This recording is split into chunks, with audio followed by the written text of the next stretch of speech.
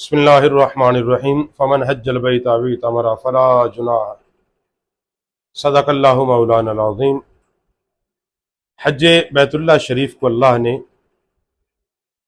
مسلمان پر زندگی میں ایک بار صاحب طاقت و نصاب ہونے کی صورت میں فرض کیا ہے۔ یہ دو تین مسئلے آپ یاد کر لیں۔ ہمارے ہاں چند ایک باتیں جن کا تعلق شریعت سے نہیں ہے وہ عوام الناس میں مشہور ہے۔ ایک بندہ صاحب طاقت بھی ہے، صاحب نصاب بھی، یعنی اللہ نے دولت بھی دی ہے، اب وہ حج کا ارادہ کر لے تو لوگ کہتے ہیں دیکھو جی تیرے بچے بھی جوان ہیں، تیری بیٹیاں جوان ہیں، لہٰذا تیرا حج کوئی نہیں۔ تیری بیٹیاں جوان ہیں لہٰذا جب تک تو بیٹیوں کی شادی کر نہیں لیتا تو تیرا حج ہونا ہی نہیں۔ یہ کہاں قرآن پاک میں لکھا یا کسی حدیث میں؟ کہیں نہیں لکھا۔ نہیں جی ویسے جی ویسے کیا ہے؟ جب اللہ رسول نے پابندی نہیں لگائی، وہاں صرف ایک پابندی ہے کہ اتنے پیسے تیرے پاس ہونے چاہیے کہ تو بیت اللہ تک پہنچ جائے، اور جتنے دن حج کے لیے بیت اللہ شریف میں تو نے جانا ہے گھر میں اتنا خرچہ چھوڑ کے جاؤ کہ تمہارے حج پر جانے کے بعد تمہارے گھر والے لوگوں سے مانگتے نہ پھرے۔ یہ ایک شرط ہے سادہ سے۔ یہ کہیں بھی نہیں لکھا کہ اگر اس کی اولادیں جوان ہیں تو وہ حج کر نہیں سکتا۔ بھئی اگر اس کو پاس وسیع اور وافر اللہ نے دولت دی ہے تو وہ حج کرے، وہ حج کرے۔ اچھا دوسری غلط فہمی کہ ایک بندے کے پاس اللہ نے دولت دی ہے، اب وہ حج پہ جب جاتا کہ دیکھو اس کے ماں باپ بیٹھے ہوئے ہیں تو اس کا تو حج نہیں ہوگا، حج تو اس کا گھر میں بیٹھا ہوا ہے۔ بھئی ہم اس بات سے انکار نہیں ہے کہ ماں کے چہرے کی زیارت ایک حج مبرور کی طرح ہے، بات کو سمجھے، لیکن شریعت اسلام نے یہ نہیں کہا کہ اگر تیرے ماں باپ گھر پہ ہیں تو حج نہ کر۔ بھئی وہ اسلام کا ایک مکمل رکن ہے۔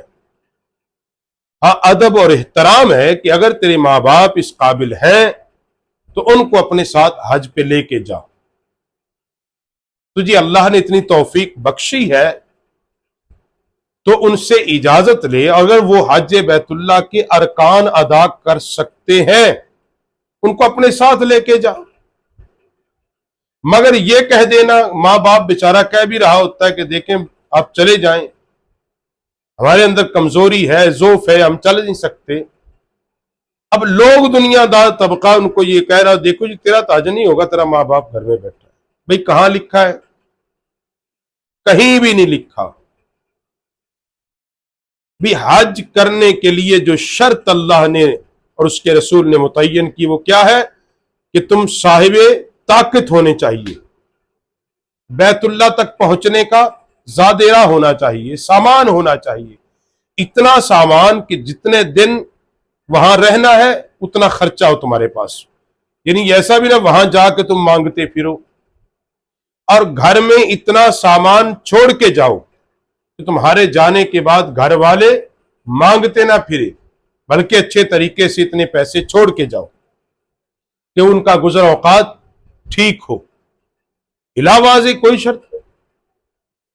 ارکان حج سیکھنے چاہیے، اس کا علم حاصل کرنا چاہیے، اور قرآن پاک نے اس بات پر تاکیداً کہا کہ تم حج کرو، اور اس کے ساتھ جو ایک بات ہے اور وہ حجاج اکرام کرتے بھی ہیں کہ حج کے ساتھ عمرے کو ملایا جا سکتا ہے۔ من حج البیت او اعتمر فلا جناح، کوئی گناہ نہیں ہے کہ وہ اگر حج کے ساتھ عمرے کو ملا لے۔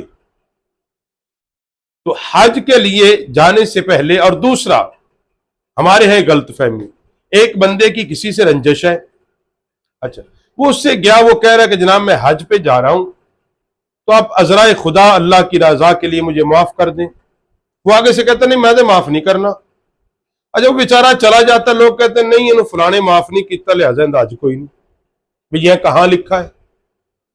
بھئی یہ بات اپنی جگہ تھی کہ اس نے اس سے معافی طلب کی، جب معافی طلب کی اس کو چاہیے معاف کر دے، اگر وہ نہیں کر رہا تو اس کے حج کے ادا کرنے میں رکاوٹ نہیں ہے، وہ جائے اور اللہ کے گھر کا حج کرے بس، اگر اللہ نے توفیق دی ہے۔ یہ اپنی طرف سے بنائی ہوئی باتیں ہیں، یہ ان کا تعلق اسلام اور شریعت مطہرہ کے ساتھ نہیں ہے، بلکہ اپنے ساتھ جوڑی ہوئی باتیں ہیں۔